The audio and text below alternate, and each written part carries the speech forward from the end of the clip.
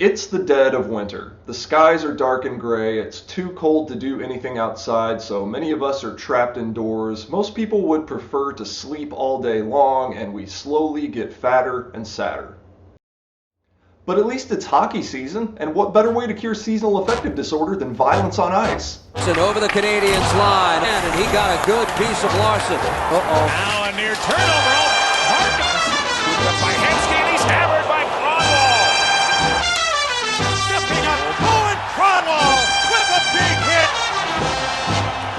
Oh boy.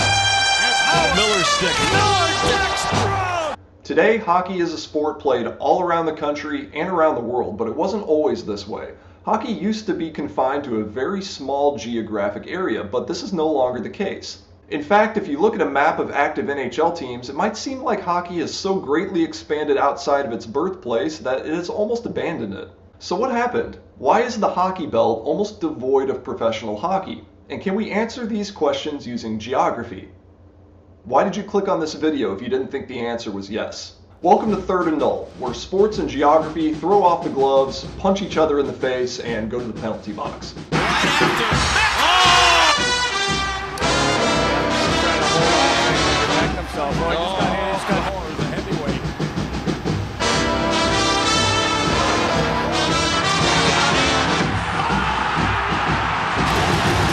Eagle firing right hands. Ashton trying to get that glove off and his hand free. Oh, there's a right hand. First of all, it's going to be beneficial if we could define what the hockey belt actually is. You've probably heard terms like this before, like the Bible Belt, or the Sun Belt, or the Rust Belt, or the Cotton Belt. It merely refers to a large geographic area, typically within a range of latitudes, that have some similar characteristic in common. For instance, the Cotton Belt is a large region of the deep American South where cotton was and still is grown as a cash crop. The reason is because this area has both favorable weather and favorable soil for cotton plants to thrive. So, how do we define what the hockey belt is? Well, we could say that it's the region where hockey is played, but it's 2020 and hockey is played almost everywhere. So I think a better measure would be if we define the area where hockey grew up. Hockey is unique among major team sports because its birth and growth required a very specific set of geographic circumstances to be present. Ice hockey is played on ice, and for a long time, naturally occurring ice could only be found outdoors at very high latitudes where the winters are coldest. In fact, that's one of the reasons why Canada is considered the birthplace of modern ice hockey. Frozen lakes and ponds are plentiful in Canada in the wintertime, and pond hockey in Canada is a cultural phenomenon similar to the way that kids play pickup basketball in the United States. It's also where the first ever indoor ice hockey game was played, in Montreal in 1875. The game was played on a naturally frozen surface, as it would continue to be for several years until refrigeration technology could advance to the point where mechanically frozen ice could be brought to indoor arenas. So let's take a look at every place that pro ice hockey had a presence before the year 1930, when man-made ice had almost entirely replaced natural ice rinks. Compare it with this map of the average date of the first freeze of winter. It should be easy to see that hockey found its home in places that were well and truly frozen by the time that winter officially began. But this map also tells another story, one that's a little bit sad. Each of the dots you see on this map represents a pro hockey team that played at least one season before the year 1930. There are 54 teams represented on this map in total. You'll see that some of them are maroon. Actually, most of them are maroon. These represent teams that ceased operations before the year 1930. Only 10 of the teams that you see on this map made it out of the 1920s alive. That means 46 hockey teams were unable to survive the sport's formative years. Some of them were only around for a handful of seasons, like the Renfrew Creamery Kings or the Kitchener Dutchmen. Some lasted more than a decade, like the Vancouver Millionaires or the Victoria Senators, each playing 14 seasons in the Pacific Coast Hockey League. After you notice this, you might also notice that all of the teams that didn't fold during this period are located in a pretty distinct region: Ontario, Quebec, and the northeastern US. There are probably a lot of explanations for this, but there are two I want to focus on. Number one was the fact that this area was where hockey was first played and where the first governing bodies of amateur hockey were founded in the 1880s. Number two is that these areas of Canada and the US are very densely populated.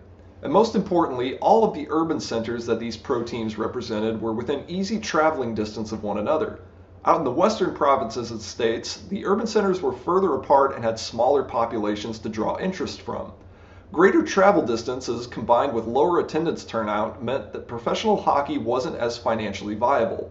The two dominant pro leagues in the West, the Pacific Coast League and the Western Hockey League, merged in 1924 in a last-ditch attempt to stay solvent, but it would collapse 2 years later and pro hockey would be absent from the West Coast for quite a while. But another factor was organization. Hockey was still in its infancy and the pool of hockey talent was understandably small. So when an organized league around Lake Michigan first offered to pay its players a salary, it was meant as an attempt to attract more talented hockey players to the league in order to generate more interest from spectators to get them to turn out to games. I've said it before and I'll say it again. Modern sports is all about the loonies. Other leagues followed suit by paying players a salary, which led to a bidding war between different organizations. The skyrocketing prices of players was too much to bear for some teams, and one by one, they began to fold. It wasn't until some very wealthy Canadian businessmen decided that they wanted to invest in hockey teams of their very own. And in 1917, 4 of those teams banded together to form the National Hockey League. Within 10 years, the NHL had done something that no other professional hockey league had ever done before. Namely, it still existed. No other league had ever lasted more than 10 years up to this point. It also expanded. From 4 teams in Quebec and Ontario, the NHL grew to a 10-team league within that first 10 years. 6 of those teams were in America: Boston, Chicago, Detroit, Pittsburgh, and 2 teams in New York City. In spite of the initial success of the NHL, the league would eventually hit rough patches when the Great Depression began in the 1930s. Between 1930 and 1950, the NHL contracted from its 10-team league to 6. The Montreal Canadiens, Toronto Maple Leafs, Boston Bruins, Chicago Blackhawks, Detroit Red Wings, and New York Rangers would be the only 6 teams in the league from 1942 until 1967, a total of 25 years. Now I have one thing that I need to get out of the way, and it's not a geographical complaint, it's more semantics, and I brought along a dozen Timbits from Tim Hortons of Canada to help me illustrate my point. This era of the NHL is often referred to as the Original Six era, and those 6 teams are often called the Original Six. First of all, of those 6 teams, only 2 of them had been founding members of the NHL, Toronto and Montreal. The remaining 4 teams all joined only after the league had been formed, and even then, there have been up to 10 teams in the league. 4 of them had simply folded. It's one thing to say that 6 teams managed to survive in a tumultuous period of the league's history. It's quite another thing to say that those 6 teams were in any way original. So now that I have 10 Timbits remaining, if I eat 4 of them,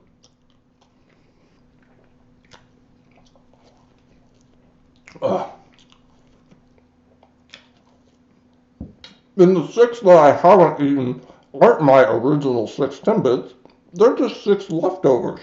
But I get it. The original 6 sounds way better than the leftover 6. That's none of my business. But the NHL wasn't the only show in town during this era. In 1936, the American Hockey League formed, placing pro hockey teams in various American cities in the Northeast as a direct competitor to the NHL. Even though the AHL ran into many of the same problems that the NHL did in its early years, the AHL managed to carve out a home for itself in the hockey belt, including areas not previously known to professional ice hockey: Washington, D.C., Indianapolis, St. Louis, Cleveland, and Cincinnati. The AHL still exists today as a developmental league for the NHL. The following 2 decades, 1950 to 1970, brought rapid changes to the landscape of professional hockey with the advent of television. In 1952, another new league was formed to rival the NHL.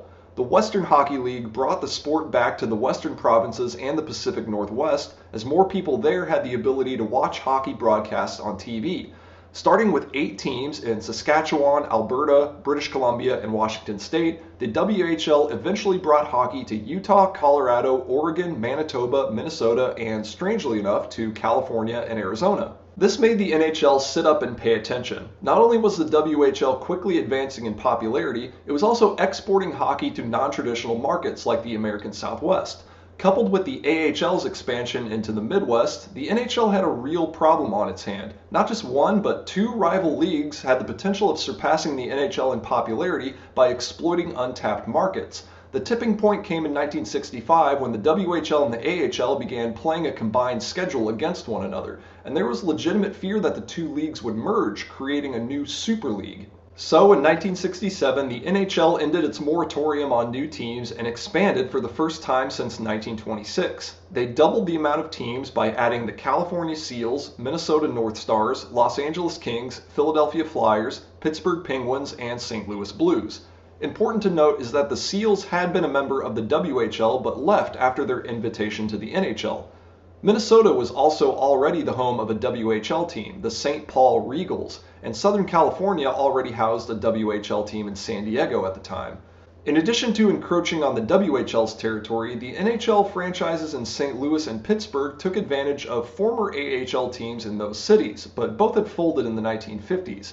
The NHL continued their turf war into the 1970s, adding the Buffalo Sabres as a new team and inviting the Vancouver Canucks to join from the WHL. Buffalo's extant AHL team, the Bisons, folded that same year, being unable to compete with the new NHL franchise. The AHL would survive the brief war, but the WHL ceased operations in 1974. There are a few extra dots on this map because, once again, the NHL had yet another upstart league to compete against. In 1971, the World Hockey Association was formed, and their mission was simple: overtake and destroy the NHL. When the WHA formed, the NHL already had a coast-to-coast presence, so the WHA wasn't able to break ground in a brand new region like the WHL had done. But they didn't need to do that because the WHA founders were willing to do something that other rival leagues were not. They were willing to fight the NHL, and fight dirty. It was Tilly time. Just as the penalty to Steve Thomas expires, oh, he dropped him! The punch dropped him! With one punch, King down on the ice! The WHA owners were not only willing to pay their players more money, which resulted in a departure of star players to the new league, they were also willing to challenge the NHL in court. One court ruling overturned the NHL's practice of allowing teams to retain the rights to their players' contracts even after those contracts had expired. The ruling meant that hockey players were now allowed to become free agents at the end of their contracts and sign for any team that they wished. This allowed for greater freedom of movement for players between the two leagues. It also meant that younger and unproven players in the talent-rich NHL could move and seek a chance to make a name for themselves in another league. The WHA also made a point to sign European players and bring them to North America. The WHA was also willing to use one of the NHL's dirty tricks against them, planting rival teams in the same cities. When the league began play in 1972, it selected Chicago, St. Paul, Minnesota, Los Angeles, New York City, and Philadelphia as homes for 5 of its first 12 franchises. All of these locations already had well-established NHL teams. It continued by expanding to Toronto and Vancouver the very next season, and Detroit in 1974. By this point, the NHL and WHA were locked in battle. When the WHA announced Houston would receive a franchise, the first pro hockey to ever be played in the southern US, the NHL responded by granting a franchise to the city of Atlanta in 1972. With a second hockey team in New York City set to begin with the inaugural WHA season, the NHL expanded to include a third team in the metro area, the New York Islanders. In 1974, the NHL granted a franchise to the Washington Capitals, and WHA responded the next year with a franchise in Baltimore, the Blades. When the WHA opened the Denver Spurs in 1975, the NHL allowed the Kansas City Scouts, who began in 1974, to relocate to Denver in 1976 and become the Colorado Rockies. That same year, the WHA opened a franchise in Cincinnati. The next year, the NHL accepted the California Seals' bid to relocate to Cleveland. That franchise would only survive 2 seasons before folding and merging with the Minnesota North Stars. In spite of the WHA's explosive growth, it was quickly pushing itself into financial ruin. Both leagues were slowly crippling one another by diluting the talent pools that each of them could draw from, and fan interest in hockey was beginning to decline as a result, especially in some of the newer markets. The NHL was far better equipped to deal with the financial strains of the league war at this time, and during the WHA era, only one NHL team closed its doors. The WHA was far more unstable, and by 1977 they had begun negotiating a merger with the NHL. 8 of their teams had folded by this time, half of the league's teams that had played in the previous season. When 2 more teams folded in 1978, the 2 leagues finally agreed to a merger. 4 WHA teams, the Edmonton Oilers, Winnipeg Jets, Quebec Nordiques, and Hartford Whalers, moved into the NHL for the 1979 season. But the turmoil of the WHA era had some pretty lasting impacts on the landscape of hockey. The 70s and early 80s saw several teams relocate, all of them back into the hockey belt.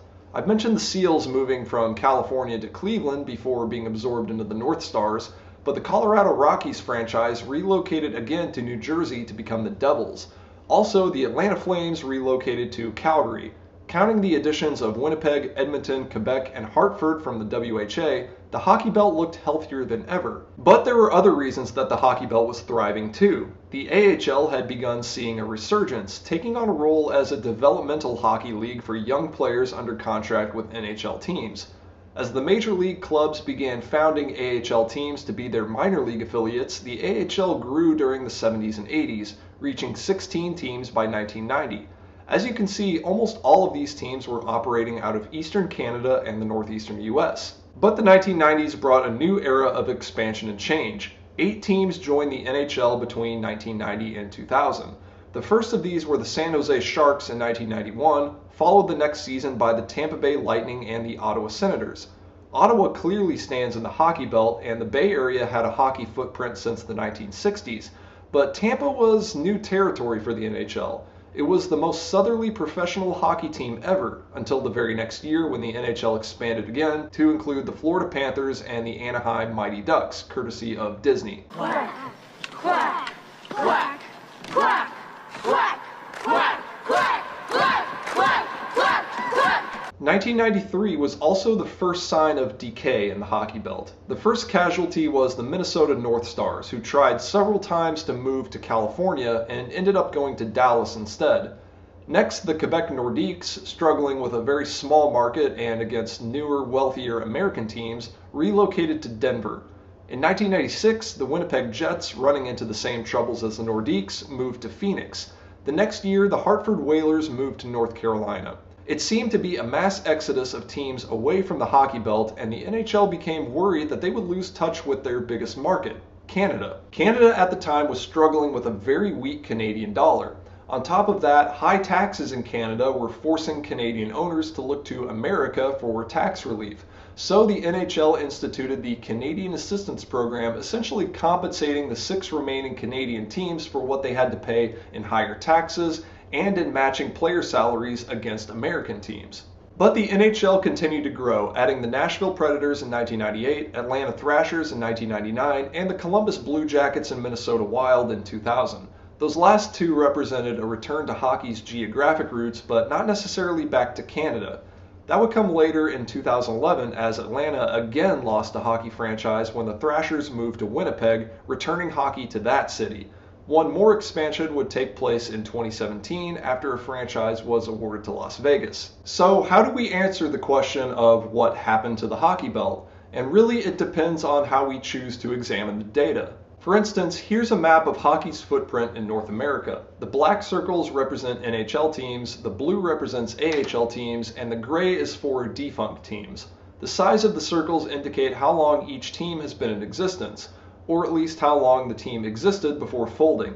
The hockey belt's footprint should be clear and noticeable, but even more noticeable inside the hockey belt are all the dots representing failed teams. At first glance, you might look at this map and assume that the hockey belt is a wasteland of teams that just didn't make it. And you might look outside of the belt, like Florida or Texas or California, and notice that the teams that went there had a much higher likelihood of success. But remember, not all of the teams in the hockey belt were active and playing all at the same time. In fact, of the 99 ex-teams that played in the cradle of hockey, 48 of them were founded before the year 1950, at a time when a league consisting of even a dozen teams would have been considered a pipe dream. Out of this group of teams, the average lifespan was only 7 years. Hockey in the early days was seasonal. Teams were transitory and moving frequently. players would start out a season in the frozen outdoor rinks of Quebec and Ontario, and then migrate south with the winter to play in Pennsylvania or New York or Michigan, and then when spring came, move back to Canada where there was still ice to skate on. Contrast that with the current footprint of NHL and AHL teams. Sure, there are fewer, but notice how much longer these teams have been around. 33 teams make their home in the Hockey Belt, the most that has ever existed simultaneously in this region.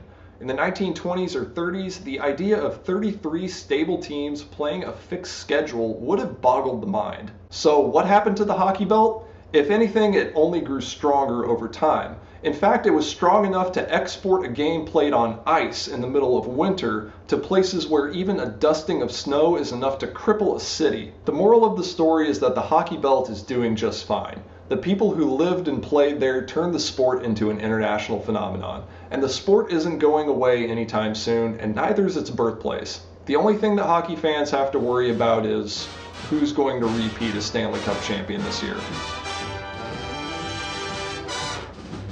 Looks like I'm just going to have to eat the rest of these.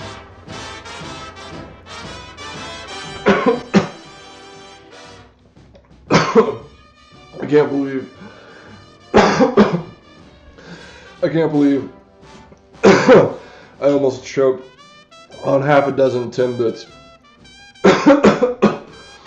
just for a video about hockey. Oh my gosh.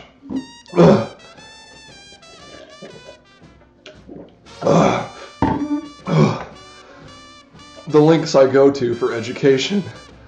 Whew.